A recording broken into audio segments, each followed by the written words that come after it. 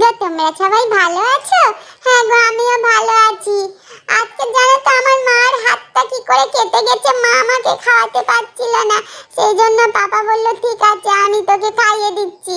আর পাপা আমাকে দেখো কি সুন্দর করে খাইয়ে দিচ্ছে, দেখো। পাপা আমাকে বকে না, জানো তো, পাপা আমাকে কি সুন্দর আদর করে করে খাওয়ায়। আর মা খাওয়ালে শুধু আমাকে মারবে, বকবে, সবসময় খালি আমার বকবে আর বলবে তুই খাস না, মুখে তোবলা করে রাখিস। মা তো খুব দুষ্টু, জানো তো, কিন্তু পাপা দেখো কি সুন্দর করে আমাকে অনেকক্ষণ ধরে বসিয়ে বসিয়ে গল্প করে করে খাওয়ায়, জানো। দেখছো দেখছো পাপা কত ভাত নিয়ে বসেছিল, আমি সব ভাত কি সুন্দর খেয়ে নিয়েছি।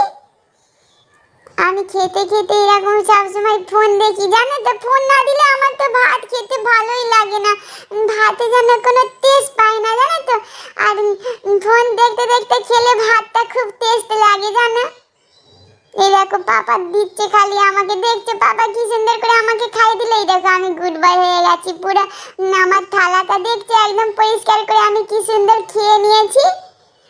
পাপা কি সুন্দর খাওয়ালো। এই দেখো পাপা এবার মুখ ধোয়াতে এনেছে, দেখছো দেখছো।